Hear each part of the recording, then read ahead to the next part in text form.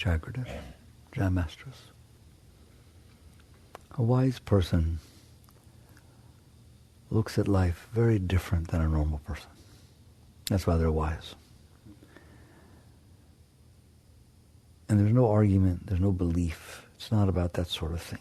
It's about what level of consciousness you carry or maintain as you look at life. So one way to look at life is to realize you were born, that's a fact, and you're going to die, that's a fact. And there's this time in between your birth and your death. What do you want to do with it? That's how a person who's centered, who's clear, is always looking at life. This is the time between my birth and my death. It's not very much time.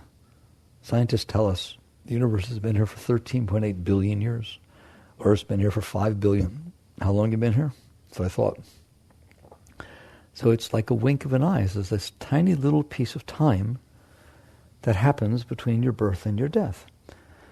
What's going to happen during that time? And that's very clear and obvious too. Events are going to unfold in front of you, and since you're a conscious being, you're in there, right? Hi. Okay? You're in there, you live inside. Therefore, things will unfold in front of you, and you will see them.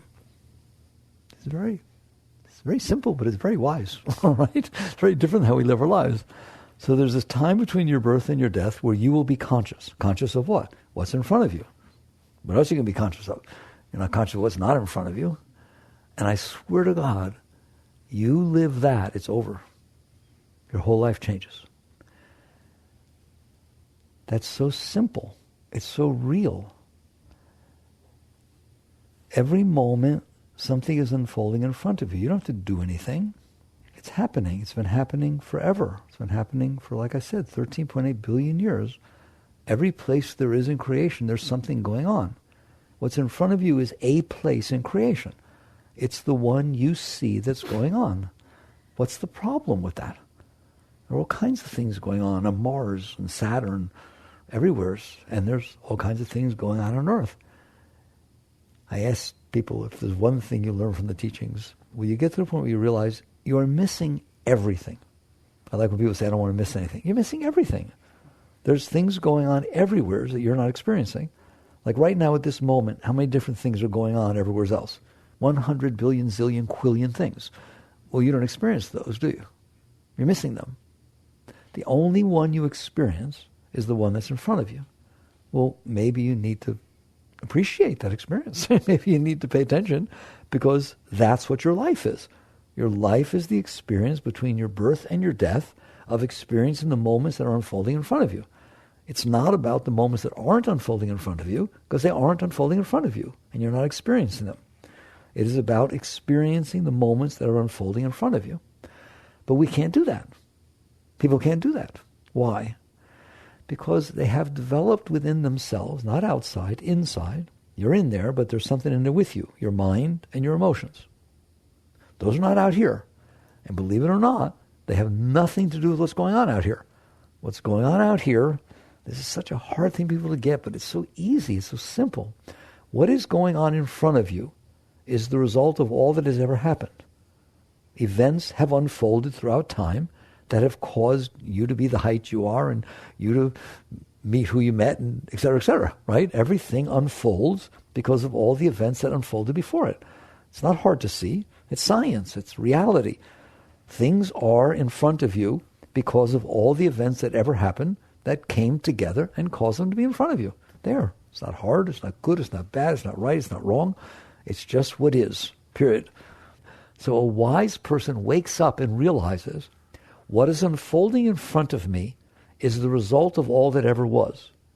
I reached the point in my life early where I realized it took 13.8 billion years for what is in front of me to be in front of me exactly the way it is. So my first interaction with it is one of respect, no matter what it is. Right? No matter what it is. It's there. It got there. I mean, just like those of you who study science, our scientists tell us now, and it's agreed upon by Russians, Chinese, American, German, French scientists, that there was this thing called a Big Bang, this event in the universe, primal event, 13.8 billion years ago, in which the whole universe, all of the matter in the universe, the substance of the universe, expanded out and was just these thick hydrogen clouds. I hope you know this story. This is the modern cosmology that we understand. And that those clouds, because of gravity, began to pull together and start to fuse with each other. And because two hydrogens fuse together, you got helium. I'm going to get you guys back to your periodic table in chemistry. You didn't think you'd get that coming out here. All right? And then they fuse together with another one, you got lithium. Then another one, you got beryllium and boron and et cetera, et cetera. And they just kept fusing together. When they fused together, just like fission, when atoms fall apart, they release a lot of energy. When atoms fuse together, they release energy because they're sharing electrons, they're sharing the nucleus, et cetera, et cetera. So a lot of energy is released. That energy is what lit the first star. Gives me chills. That's literally where stars come from. And then it started burning, and because it was burning, it built more carbon and nitrogen and oxygen, and more elements got created. And then eventually the stars blew up. The old stars blew up, and they scattered all over the universe, all these atoms that they had created. And they got pulled back together by gravity and created the planet Earth. And literally every single piece of gold that exists on this planet came from where I just told you. It's not philosophy. Every piece of gold was created in the stars. Your nose was created in the stars. Every atom that exists was created the way I just told you. So this is a neat story. And then this happened, and this happened, then it happened, then you showed up. Okay? It just all got made out of these gases by being pulled together. Scientists can explain it to you.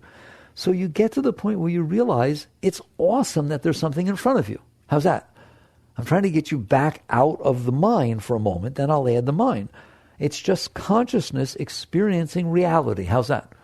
That's all it is. It's consciousness experiencing reality. And what reality is what ended up happening with 13.8 billion years of the fundamental forces interacting together. It's not hard to understand. It's not complicated.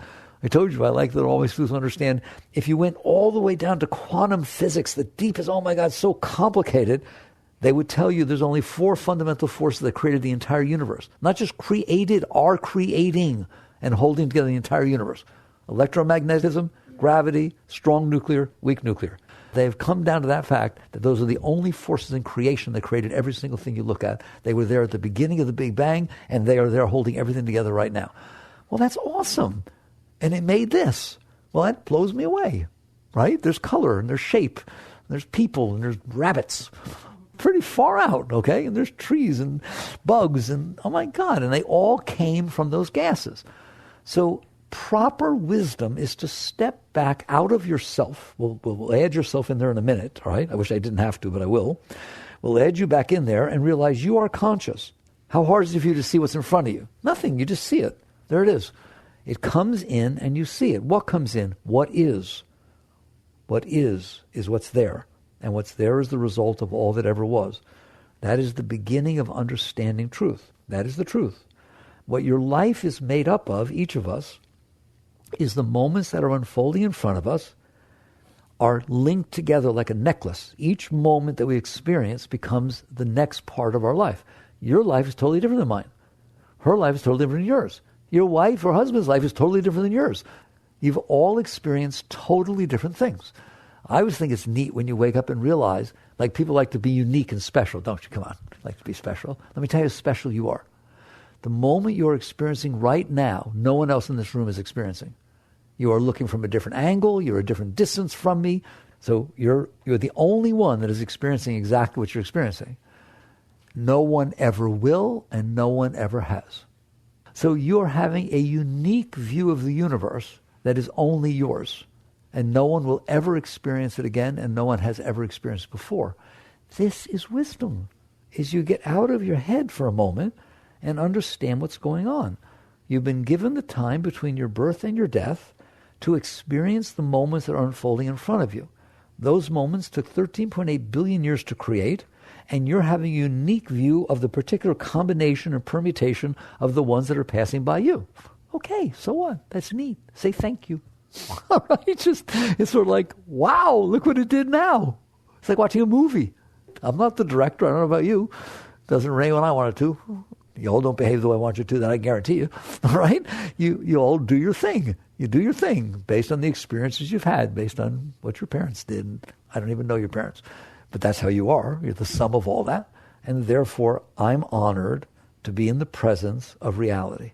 That's how a wise person thinks and acts. And you don't have to worry about the moment in front of you. Why? It's not going to stay there. The Buddhists say everything's transient. That's what they mean. There's not a single moment that ever stayed. And not a single moment in creation that ever stayed. Every electron's moving, every atom moves, everything is just passing through time and space.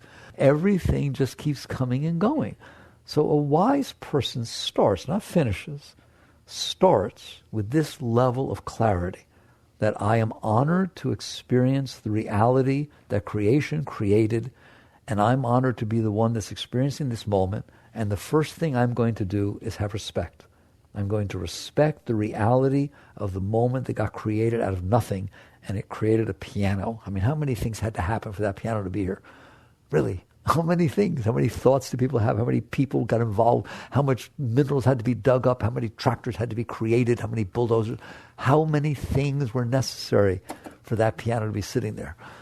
So you just start to respect that you did not make creation, and you are not making creation. You are experiencing creation. And then the next moment will unfold, and next will unfold. There are hundreds and trillions and billions of moments unfolding at the same time. You don't get to experience those. I'm sorry. Hope you don't feel left out. You don't get to experience those. You don't even get to experience the one to your right or the one to your left, the one above you, the one behind you, the one below you, do you? You only get to experience the one in front of you, right? That's just the way the senses work. You only pick up. But the truth is, every moment is happening. So a wise person starts to wake up and realize, if I have this time between my birth and my death, I'm not going to waste it. The only moments I get to experience are the ones that are unfolding in front of me. I am going to make sure that I experience the moments in front of me, because they're the only ones I have. The linking them together will make up my entire life, and I want to have a beautiful life. What does it mean to have a beautiful life? The ultimate life is that you honor and respect and appreciate the moments that are unfolding in front of you. We'll talk about what happens when they're not nice. We'll do that in a second. But they're still unfolding in front of you. Nice ones, not nice ones. I use the example. If a rattlesnake crawls in front of you, coils up and starts rattling and hissing, that's the same as a butterfly coming and landing on your arm. It doesn't feel the same, but it's just an event that's unfolding in the universe. You didn't make rattlesnakes. You didn't make butterflies. You didn't make the rattlesnake be here. You didn't make the butterfly be here. There are reasons the butterfly's here. There's a reason the butterfly landed on your arm and not hers. You follow me? There are reasons. And you get to the point where you realize it's not all that personal. It's just unfolding in front of you, and you're getting to experience it. When you start to live that way, like I said, there is work for you to do. We'll get there in a minute. But your starting position is to honor and respect and appreciate that you're alive, and that these moments are unfolding in front of you, and that you have the right to experience them. You know, you could be in outer space experiencing nothing. The whole universe is black, empty space, isn't it? You do know that 99.9999999% of the universe is just black, empty space, right? There's very little stuff, right? And you are experiencing nothing at that point. Would you rather experience nothing or honor the colors and shapes and sounds and smells and sights that are unfolding in front of you? So that's your starting position. Now, what went wrong? That sounds like it would be fun to wake up in the morning and get to experience what's going to unfold. What happens is as follows. We're in here, it's out there. But in between, we have developed this mind. We have developed a set of thoughts inside our own head. Every one of us has done it. We've developed a set of thoughts inside of our own head that are completely abstract from what's going on outside. You can be thinking about last week while events are unfolding in front of you and not even experience what's happening in front of you, can't you? You can get so lost in thought that you don't even see what's in front of you. You see what's going on inside of you instead. Does anybody know anything about that? Okay? So there's this other world. It's not a world of reality. It's a world of make-believe. Why is it make-believe? Because you made it up. You can think anything you want. You can think you like something. You can think you don't like something. You can think you're happy. You can think you're sad. You can think anything you want. Nobody's stopping you. You're the only one in there. Nobody else in there, is there? It's a single occupancy apartment. You live in here, and there are these thoughts that get created inside of you. those thoughts can be a problem. If I'm out here and I'm experiencing what I just told you is the reality that's unfolding out here, but inside my own head, where nobody else is but me, my thoughts are saying, I don't like this. I don't want this. Why is she talking to him? I don't like this, she's talking to him. I'd rather be experiencing something else. I don't even like this thing that I'm experiencing. I don't care how many years it took. Maybe you're saying that. I don't care if it took 13.8 billion years, right? I don't like it. I don't have to appreciate it. I don't even like it at all. Your thoughts can do that, can't they? You could wake up after your wedding day, right? Your honeymoon, second day of your honeymoon. Who's he? Oh my God, what did I get myself into? Oh my God. Did I really say I do forever? No, not forever. Nothing's forever. You're not supposed to say forever. It could do that, couldn't it? Your thoughts can do anything you want. Well, I wish it was what you want. Your thoughts can do anything they want. How's that? And they have nothing to do with reality. They're just things that are being made up inside your head. Now, obviously, if the universe is unfolding in front of me, and my thoughts, either I'm not having thoughts, I'm just experiencing it, like when the sun is setting and it catches your eye, or something really beautiful opens in front of you, your whole consciousness gets absorbed in that, and you're not thinking. If something's really beautiful, you're not thinking, oh, that's really beautiful. You're just like, whoa. You just get pulled into it, like the sunset can do that, can't it? Intimate moments are really close. You can melt, like you melt in the moment. That's what's supposed to happen. That's because your mind is not distracting your consciousness from the experience you're having. That's why. It's not that the experience is special. The very experience that you melt into, she freaks out over. The very experience you melt into yesterday, you're running away from today because another experience happened in between that turns you off. That's how fickle we are. So the mind has the ability to make something beautiful or make something ugly. In fact, not has the ability, it is what does that. You ever heard the expression, beauty is in the eyes of the beholder? What does that mean? If my mind tells me that's beautiful, oh, I love that painting. Oh my God, that's beautiful, beautiful. And somebody else says, are you kidding me? That's disgusting. Well, guess what? They don't like it, I do. It's the same painting. What made the difference? My mind. Then somebody comes up to them and says, oh my God, that's a lost Renoir. It was in his new age just before he died. It's the most precious, worth $600 billion. Oh, God, it's beautiful. I was just looking at it. Can you change your mind? Have you ever changed your mind? Okay. So you just change your mind. You can do anything you want in there. It's so funny, but it's sad because the vast majority of the time when the world is unfolding in front of you, your mind is saying something negative about it. I want you to be honest. Your mind is complaining. Your mind is saying what you don't like. Your mind is saying how you'd rather have it be. Your mind is saying, I'm bored with this. Why does it have to blah, blah, blah, blah, blah, blah, blah. It's in there talking smack to you, all right? Bad stuff. It's dissing you. You have a conversation with somebody. You walk away. What does your mind say? Oh my God, I can't believe you said that. That was so stupid. Oh my God, I'd be embarrassed to ever say. If you hadn't said that, you were doing really good, right? I can't believe it. Anybody's mind do that or just mine? Okay, what is that? That's a bully. It's a bully. That's what bullies do, don't they? You stupid little thing. How could you say that? Oh my God, you're so weird. Your mind says that to you. You're so weird, right? Nobody likes you. Come on, who's willing to be honest about how the mind talks? If the mind is saying things like that to you inside, you tell me, how are you going to enjoy the experience of your life? And the answer is you're not. So that's the starting position. We've come a long way about wisdom. The reality is what's out there. I'm not going to say it's beautiful or ugly. It's just awesome. It's just interesting. It's unbelievable that it's even out there. That's how I look at it. It's unbelievable that it's out there, all right? But the mind has something else to say about it. And what the mind does is as follows. It creates a melodrama inside by continuously saying, I don't like things. That's all. I tell you, the vast majority of the time it's complaining. It's negative. It doesn't like things. Then what it tries to do in the name of being positive is on top of the layer that's complaining about everything and not liking things and dissing it all, it creates a layer that says, well, I could be okay. See, we still have hope. We didn't give up yet. You're not depressed. Depressed means it's saying negative things and it'll always be that way. Why bother? Then you fell into deep depression. But no, the mind has another layer, aside from the one that has bad things to say about everything, that says, well, there is a way it could be, and if it was, I'd be happy. If she'd leave her husband and come hang out with me, Oh, I'd like that.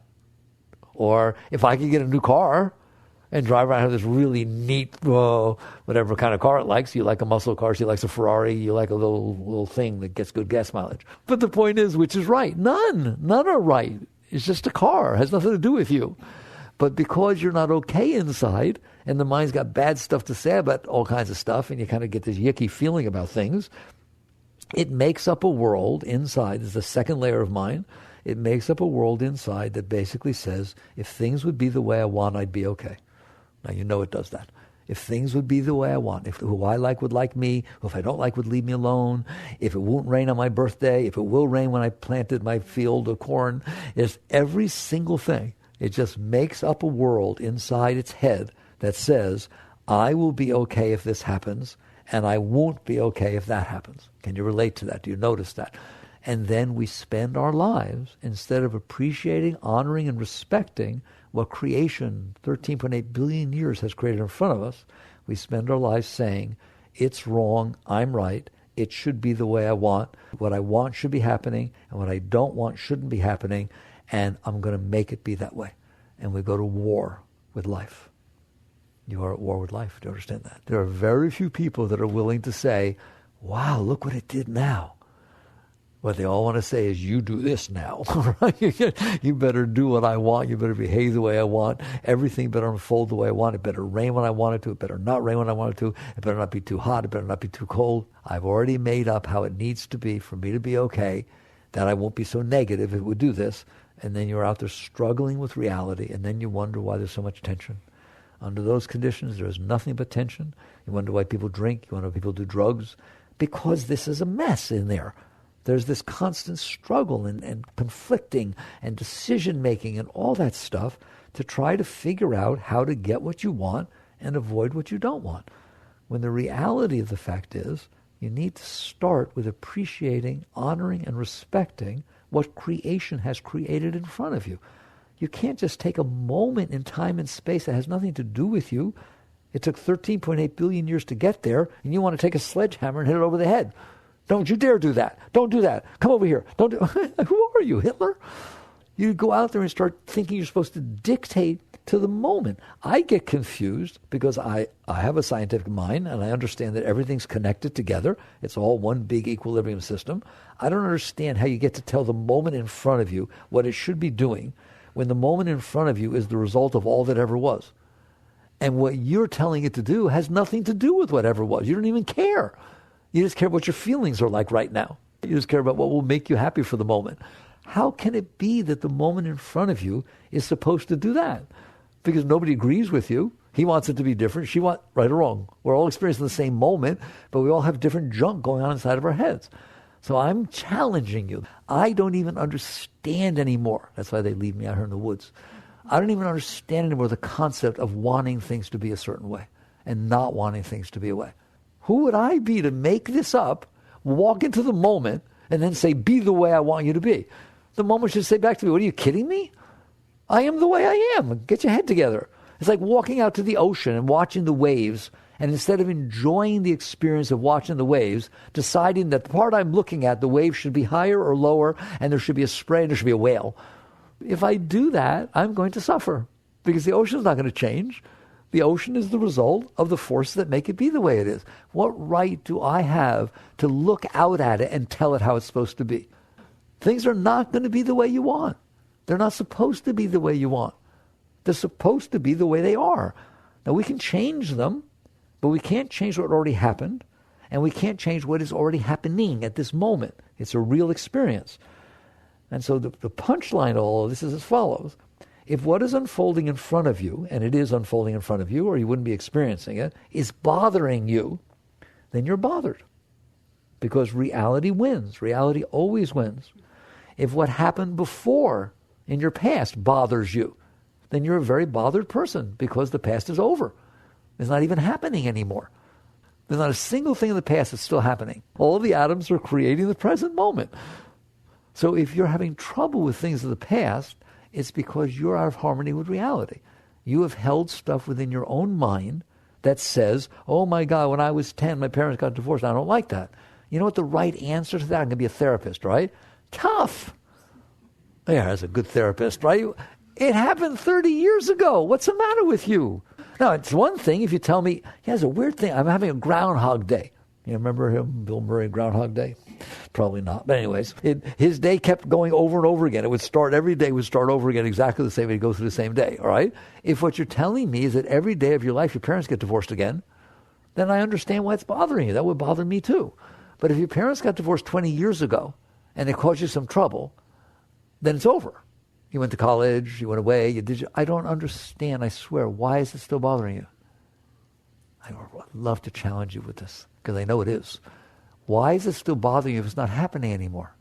It must be something you're doing to yourself. The past is over. It should not be bothering you. So all of these things, you put them together and you realize, no wonder life is so tough. Life is not tough. You don't even have to pedal. Sun comes up, the moon comes up, your heart beats, your breath goes in and out, trillions of cells inside your body divide and multiply and do all the things they need to do. You're not doing any of it. Like 100 billion zillion things are going on every moment. You're not doing any of it. And you tell me life is hard. It's not hard. It's all happening by itself. The universe is awesome. It's unbelievable. But we have made up in our head an alternate reality. You know you have. And then we are trying to superimpose that alternate reality on top of reality. Of course it doesn't work. Why would it work? Not to mention every one of us have a different view of what should be happening, so no wonder there's wars. No wonder there's so much turmoil. If every one of us is trying to impose our will on top of the moment that has nothing to do with us, you look at it and you say, no wonder it's a mess. No wonder there's so much tension. No wonder there's so much anxiety, and so on. So the question becomes, do you want to live like that? Because you have the right. You don't have a right to determine what the world's going to do. You do have a right to influence it. I said we'll discuss that in a moment. But you don't have a right to determine what already happened, and you don't have a right to determine what is actually happening right now, because it's the reality that's unfolding. What you do have a right is how you're taking it. That's the only right you have. Is it causing you trouble inside? Or is it helping you grow and exciting and challenging and so on? Like, what experience are you having inside because of the reality that's unfolding outside?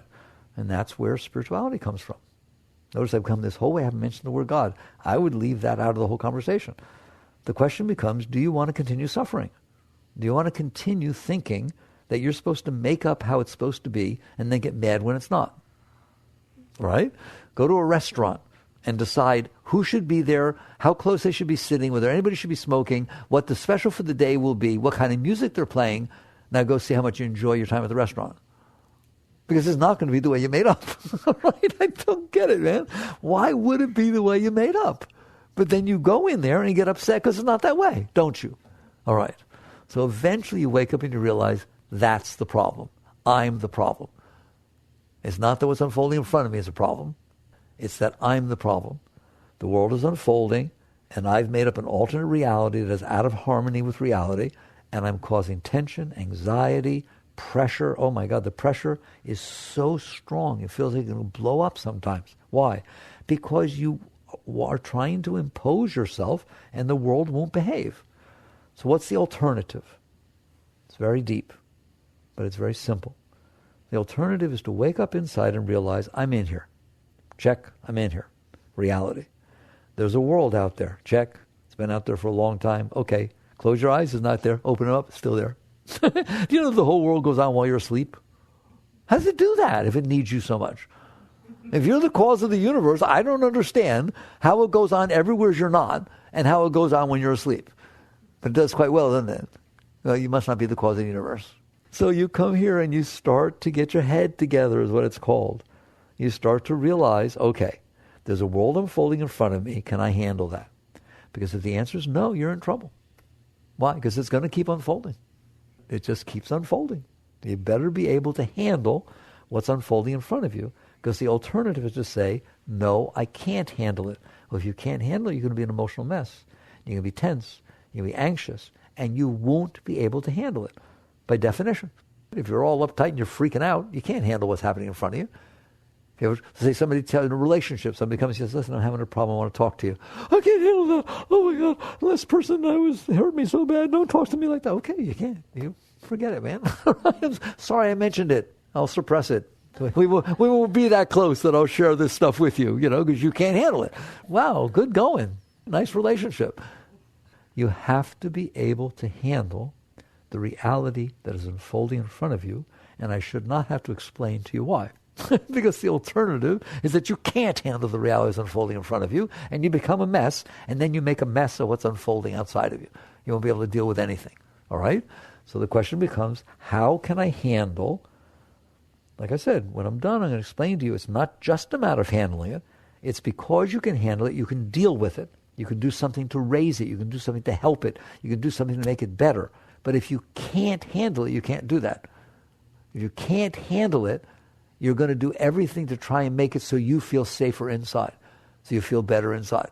I always use the example, if you're driving a car and somebody cuts you off, you ram on the brakes. Oh my God, nobody wants to be in a skid. Nobody wants to have to deal with that. You better be able to handle it. If you can't handle it, you throw your arms up in the air and start screaming and jump in the back seat. I can't handle it. I can't handle it. Well, guess what? I'm hoping not in the car with you. All right? You're not going very far under that circumstance, are you?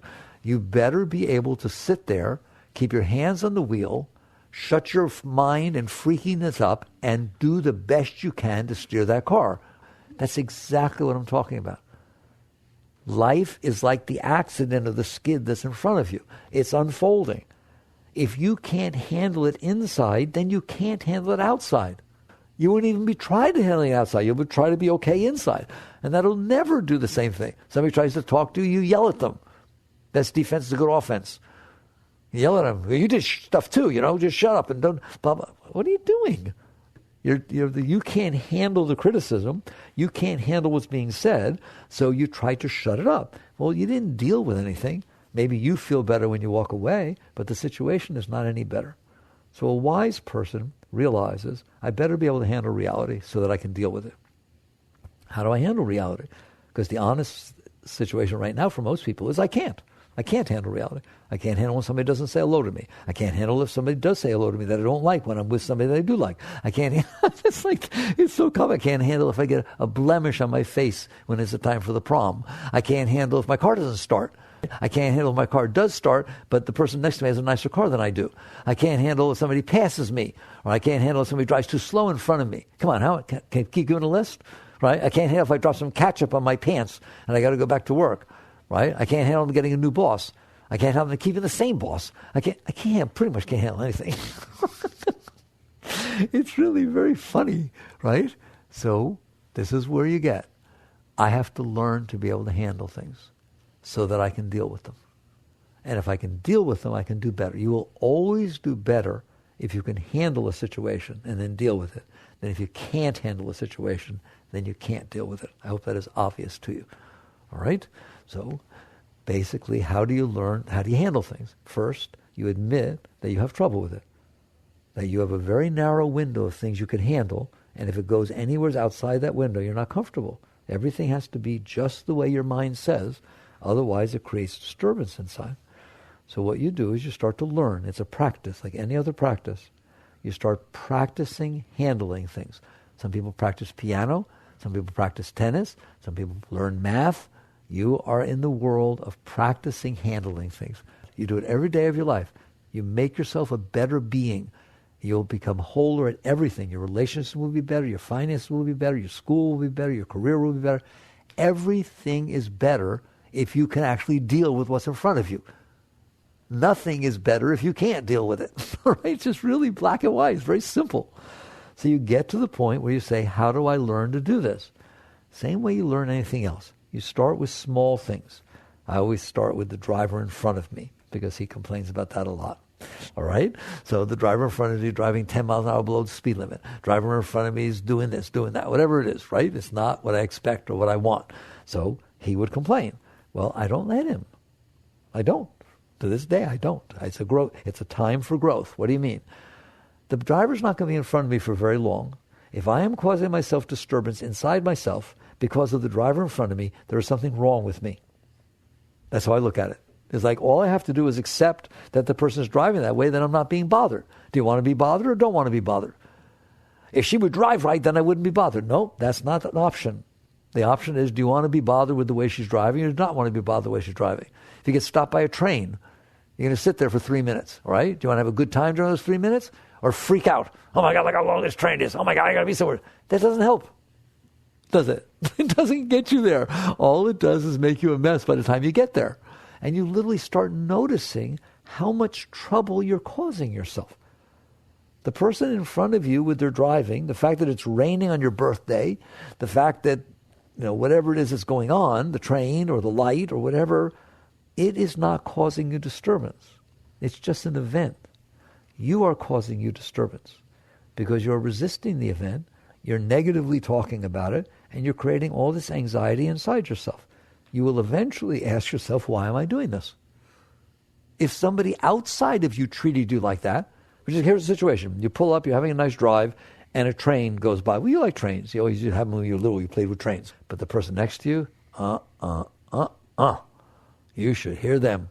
The entire time for 3 minutes that train's going by, it's dissing the whole thing. It's totally negative. Oh my God, I can't believe how long, there's been 43 cars already. How long they make the stupid trains? All right, blah, blah, blah. And carry. Are you having a good time yet? You, sitting in the car with that person. Of course not, right? That's what you're doing to yourself. Do you hear me? And you start watching, how often am I giving myself a hard time? How often am I creating the tension? Am I creating the drama when there's no drama to be had? The train is going to go by and then you'll go drive. And there's not a thing you're going to do about it in between, is there? Same thing with the driver in front of you. Same thing with the fact that it's raining today. Same thing with the fact that it's a little ketchup on your pants. These are events. As I draw this litmus test. If you were okay with it, would there be a problem? No. Then why not be okay with it? Because if you have a choice, door number 1, you're bothered by something. Door number 2, you're having a great time. It's a beautiful day and you're enjoying yourself. Which one you want? Now, I realize that not everything is under your control in life, but if there are things that are happening that the only thing wrong with them is that you don't like them, why don't you learn to like them? Then it's not a problem anymore. Because you can actually learn these things. You can learn to enjoy that people drive different ways. Totally different than you, like 30 miles an hour below the speed limit. Or driving right in the middle of the lane. They do all kinds of weird things. Isn't that interesting? And you start to learn to train yourself to be positive, to be open, to be receptive, to find a way to enjoy the experience instead of not enjoy the experience. And I'm telling you, it will change your life. How can it not? Right? You're in there bothering yourself. What if you weren't in there bothering yourself? Then you wouldn't be bothered so much. And then instead of having to worry about the anxiety of your emotions and your mental disturbance, you could actually do better at your sports. You could do better at school. You could do better at finances. You do better at every single thing you're doing because you're actually present, working with it. And let's put it this way. If I have to work with me all the time, and you know exactly what that means, because I'm not okay, because I feel insecure, because I feel jealous, because I'm anxious, I got knots in my shoulders, because my stomach hurts, because I got a headache, because I caused myself all this disturbance, then I'm not going to do very well with what's unfolding in front of me. If I have enjoyed the experience I'm having, and I go from moment to moment enjoying it, I'm present, and I can do well with what's happening. People in sports, they talk about being in the zone. I like that. All right? What does it mean to be in the zone? Like in golf and baseball and football, anything. There's a moment in which you're just there and everything else is out of the way. You're really clear. There's no disturbance going on inside your head. And you're just at one with the moment. Basketball gets like that when it goes real fast. You see these professionals, right? You're just right there with it. 100% present with what's going on. That's what it means to be in the zone. You should live in the zone. The reason you're not in the zone all the time is because of this mess, I'm telling you create inside your own head. You just basically just watch the rap that goes on inside your own head. That's how you're talking to yourself. If somebody outside of you talked to you like that, you'd hit them. But the net result is somebody's badgering you in there. Do you understand that? They're mistreating you. And it's you. And you learn to stop it. So you start with little things. the weather, the driving, the this, the that. You just learn to enjoy it. How? A part of you is being negative. A part of you doesn't like it, is being resistant. It's not that you change, listen to me, I'll save you years on this. It's not that you change the part of you that doesn't like it so that it likes it. It's that you who's noticing that there's a part of you that doesn't like it, you don't associate with that part. You just say, oh, look at that. There's a troublemaker in there. I don't have to listen to him. That'll save you lifetimes. You just relax in the face of the disturbance that your mind is causing you, or that your heart is causing you, and you realize, I'm in here noticing that the mind is complaining about the driver in front of me. I think I won't listen. I think I'll put my attention somewhere else. I think I'll just relax. That's what I do. Just relax in the face of the noise the mind is making, but don't participate in it. Don't agree with it. Don't try to shut it up. Just relax. And pretty soon you'll find there's a center, so we call it your center, inside, that is always at peace, that always feels harmony. And there's this tremendous strength that builds up inside of you, real strength, not conditional strength. I feel strong because she loves me. I feel strong because I got a new house. I feel strong because my suit looks really good. No, that's conditional strength. At any point, it'll betray you. So the real strength is when you stop bothering yourself, so that all this energy you used to spend fighting with yourself and then fighting with everybody else to make it be the way you want starts to build up at your core. It's core strength. Or the core workout, trying to get your core strength. This is real core strength. It's not core body strength. It's core soul strength, core inner being. And all of a sudden, you feel this confidence and this strength welling up inside of you. The exact energy that was being used to create all the negativity, and then being used to decide how everything needs to be so you don't feel negative, and then deciding how to make it be that way. Oh, I'm so tired, I don't want to talk about it. You drive yourself crazy. That energy is released from all those tasks, and it builds up inside of you as a strength, as an upliftment. You feel love, you feel joy, you feel inspiration, you feel passion all the time. Listen to me. All the time. You can't wait to go to school. You can't wait to come home.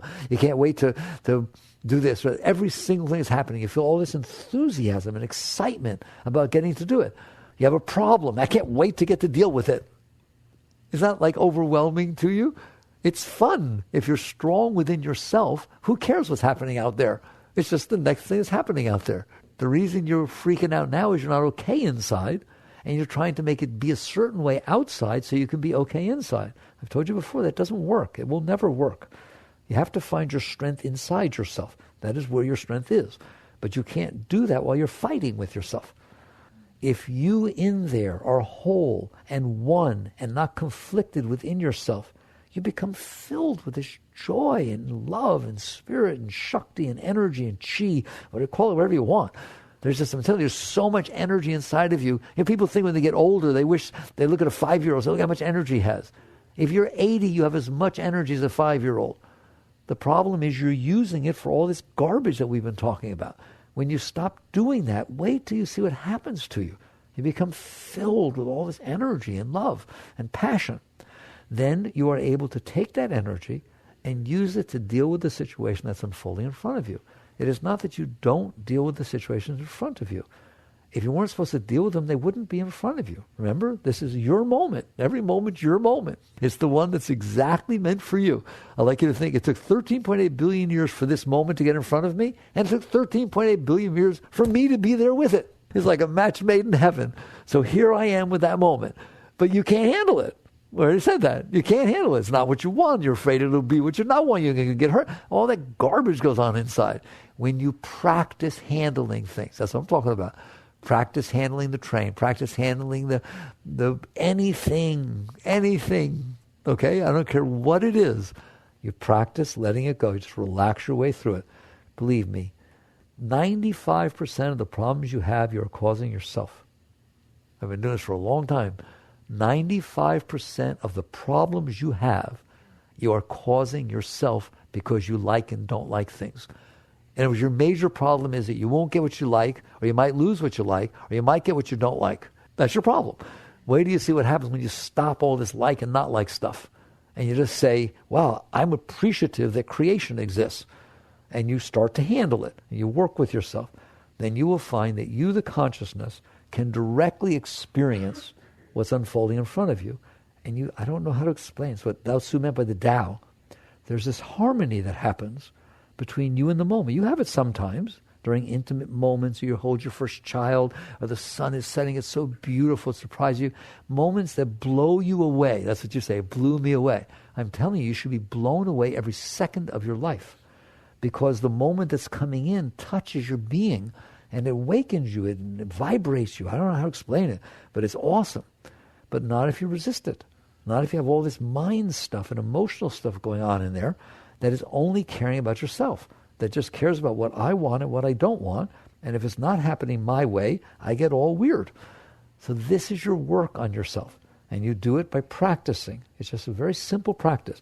Let's say you're taking a shower and you drop the soap. Oh, you idiot. I don't know. Be kind to yourself. Sit there and say, oh boy, look at it swooning around. I wonder if I can catch it. I told you guys once, you're all laughing when I say it, right? If you get in your car and you put the key in the keyhole, you don't think any of that, do you? But if you get in your car and you can't get the key in the keyhole, you start getting really down on yourself, don't you?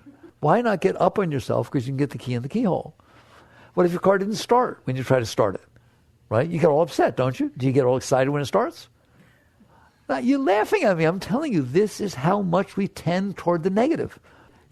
My God, your car starts all the time. You don't say, wow, that's neat, thank you. Do you know how many things had to line up for that car to start? Anyone who knows anything about mechanics understands what's got to go on in there. And then everybody who built every part that's in your car, their family relationships, they're all tied into all of this. If their wife yelled at them when they were supposed to put the starter together, it's not going to start in a few years, right? It took all of creation to make that car start. Every single time, didn't it? Appreciate it. Start working with, this is called working with yourself. Be kind to yourself. Be nice to yourself. Talk positively about things. And what will happen is you will release yourself from this struggle of having to fight with everything. I don't want you to have to fight with everything. You have this time between your birth and your death. I'm back to that. And these events are unfolding in front of you. What do you want to do? Fight with every one of them. No, you do not want to do that. What kind of life is that? You start by appreciating, respecting, honoring reality. Then what? I told you I would talk about it. Then when you're clear and you can handle what's unfolding in front of you. Let's take a bad example, all right? You're going through an airport and a mother is yelling at a little 6-year-old kid and getting ready to hit him. And you are very much against that sort of thing. You have great love and respect for children. So here is a situation unfolding in front of you. I can't handle that. Well, then you're not going to be of any use to me. How do you like that? I can't handle that. My mother used to yell at me. I can't handle anything like that. So what are you going to do? Oh, I'm going to go hit her. Okay, that'll work out real good. All right. I'm going to go get the police and have the child taken away from her, child services. Oh, no, that's real good. That'll work out real good too. All right. You don't have any idea what to do. The only thing you're doing when you do all those acts, or I'll run away because I can't deal with it, is you're trying to make yourself feel okay. You're having a problem inside yourself. You're not trying to solve the problem what's happening outside. You're trying to solve the problem that's happening inside. And every decision you will make when you can't handle something will be to try to make it more pleasant for yourself. Well, that doesn't help that kid. That doesn't help that mother. There's never a good decision we'll make like that. All right? Well, let's say I can't handle it. What does that look like? The event's happening out there. I take a breath. Okay, this is reality. It goes on all over the world. Not everybody's got their act together. This lady ain't got her act together. Okay, can you handle it? Of course I can handle it. There's 7 billion people on the earth. I wonder how many of them are kids. A lot. All right? So it's not that I can't handle it. I can handle it. All right, fine. Now I'm handling it. I'm there. And I look. I look to see if there's an opening. I don't know how to explain this to you. It makes me want to cry. There's just this quiet moment. Stan Musial, great baseball player, used to say that when he went to the plate, sometimes, that when a fastball would come in, it'd be in slow motion, that he could actually see the spin of the laces. They would go into slow motion. That's how conscious he would become. He was clear. He was there. He was in the now and in the moment. If you're that way with this situation at the airport, because you're clear and it's not disturbing you, you're present, you may find an opening. There may be a moment in which somebody drops something. You can go, oh, excuse me, you lost your little thing, and distract her from hitting her kid. I don't know, right? But all kinds of things go on that you actually help the situation instead of help yourself. And when you serve the moment, you're always greater than when you serve yourself. That's selfless service. If you can handle it, but you still spend the time to look and see what good you can do, that is selfless service. I always tell people that I've been doing this a long time, 45 years, and I've come to the point to realize the highest life you can live, the highest, I'm talking about doctors and lawyers, and children and marriage, no. The highest life you can live is that every single moment that unfolds in front of you is better off because it did. If you can raise every moment as it passes by you, maybe it's a smile, maybe it's helping the child, whatever it is, right? And sometimes the moment will come to you that really needs you. You know, somebody got in an accident and they're bleeding and I can't handle blood. Well, then you can't help. I'm afraid I'll get sued. Well, then you can't help, right? If you're clear, you serve, you help. It's really selfless action. It's not some big thing of running off to Africa and feeding the poor. You can do that. I would like it if it appears itself to you and you join the Peace Corps, you choose to do that. But I don't like you sitting at home thinking you should be doing that, making yourself sick, and yet you're not doing anything, right? It's like, wake up. There's going to be a moment unfolding in front of you. That is the only moment you're interacting with. That's the only one you're interacting with. What do you want to do with it? Because what I want to do is raise it. I want to take whatever I have inside of me and see that when the moment passes by, it is at least a little bit better off because it passed before my consciousness. And you're going to find that if you do that, all of life around you will change. Everyone around you will change. Bigger and bigger situations will come to you because you're ready for them. It's amazing. And you wouldn't even feel like you're doing anything. But you're just in harmony with what's unfolding in front of you instead of being in harmony with yourself. That is, we are way more selfish than we think we are. Selfishness doesn't mean, no, that's mine. Selfishness means it all should be the way I want. That's what selfishness is, right? The truth is, your likes and your dislikes are the most selfish thing in the whole world. The things you just made up, now you're trying to impose them on the universe. I think it's hilarious. It doesn't mean you renounce them. It means you realize the only reason I made up what I like and dislike is I'm not okay. And this is what means I'll be okay, or at least I won't be worse. What I want to do is be okay. I want to be okay. I want to be whole. I want to be complete. I want to feel love and joy all the time. Then I can share it with others. Not I don't feel love and you have to give it to me. So you eventually get to the point where you realize what's going on. You have some work to do inside yourself. Not outside, inside. Real work. And if you will do this, little by little, you will find that life becomes much, much more first tolerable, then accepting, then kind of awesome. It's kind of amazing. To me, it's amazing that it's there, right? You get the clarity. And what you're going to find out is that you help people. Just your natural way of being is helpful to people. You're no longer a taker, you're a giver. Right now, when the moment unfolds in front of you, you don't realize you're asking, what do I need from that moment? How does it need to be for me to be okay? That's taking. Instead, you should be asking, what can I give to this moment? How can I serve the moment that's unfolding in front of me? But you won't be able to do that unless you're okay.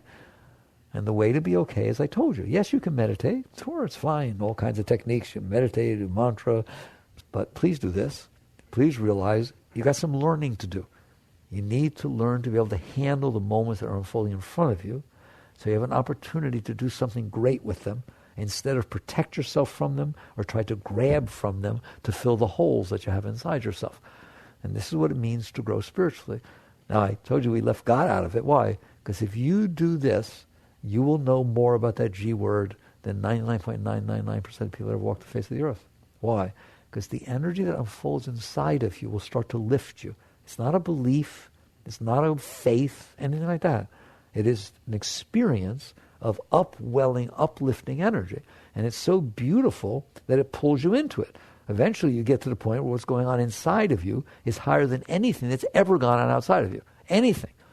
Intimate moments, winning the lottery are not as high as this beautiful, beautiful energy that's feeding you from inside.